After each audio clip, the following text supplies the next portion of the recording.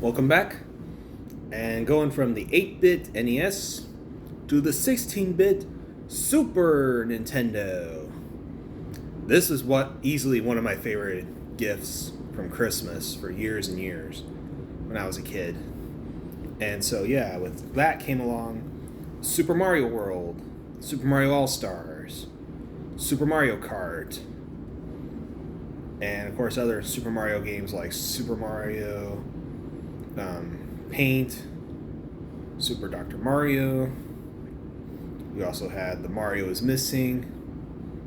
So yeah, it was just on and on with the Mario in the Super Nintendo generation. So I'm going to cover mainly Super Mario World, Super Mario All-Stars, Super Mario Kart, because mainly those were the three I played the most.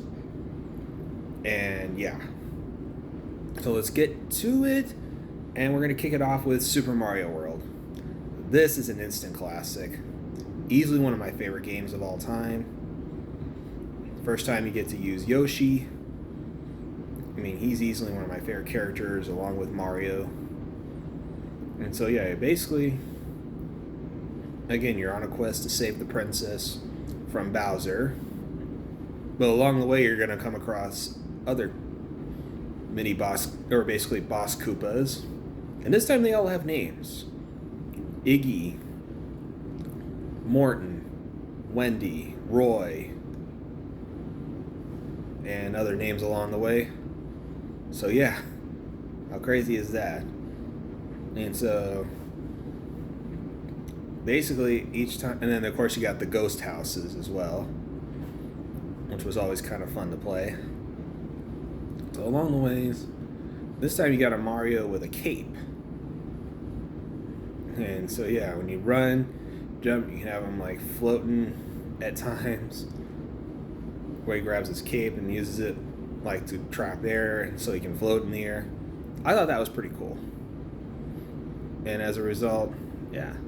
And then you got a Koopa who's not a boss necessarily, but looks like a football player, always charging at you like a football player. There's even times when he's doing jumping jacks. So it was always fun when he was doing jump jacks. I always try to jump on it. Use Mario to jump on it. So yeah, overall, and playing with Yoshi is great as well. Especially if you gobble up the red Koopa Troopa, and spit fire at all the other ones. I thought that was cool. That was a cool moment there.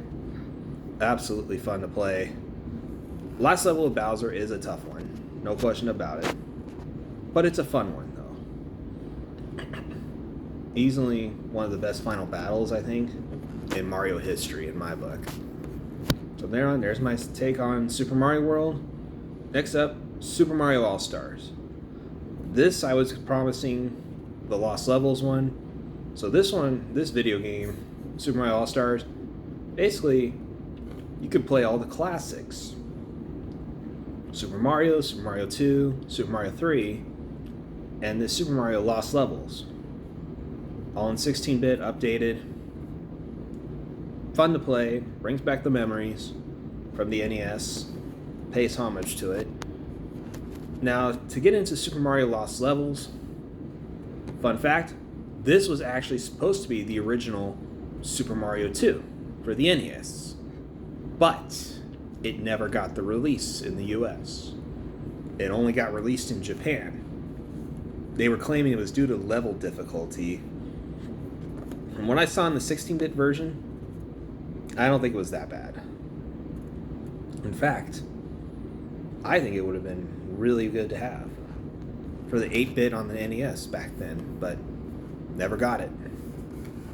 Never got released, so as a result, you had to wait to the Super Nintendo. And it paid a lot of homage to the original Mario, which I really liked. This time you had to avoid a mushroom. You had your regular mushroom, which was good, but then you had the deadly, like, purple or dark blue. I know some people get mixed up with colors. But yeah, if you hit that one, you died. Strange, huh? But it is what it is. So this time, yeah, basically same scenario as the first Mario. saving the princess from Bowser. And it has a lot of similarities with the first one, which is good. I like that it stuck to the formula from the first one. I mean, 3 is still my favorite, but the first one and Lost Levels, pretty equal up there. So from there on, yeah, it was pretty good. Overall, I definitely recommend Mario All-Stars.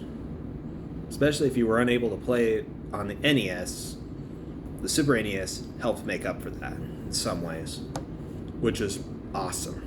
For those who never got to play the NES and got only the Super NES, there you go. There you go. Next, you got Super Mario Kart, the first of the racing games for the Mario Karts. And this is a classic, too. I mean, basically 1 through 8 on racers. And awesome, you got Mario, Luigi, Toad, Princess, Yoshi, Bowser, and the Koopa Troopa. And this time you add Donkey Kong, excuse me, for that one. And yeah, fun game to play. Always kind of fun to play. I mean, the 150cc, definitely the hardest level to play, but a lot of fun to play overall. And still love having fun with that game.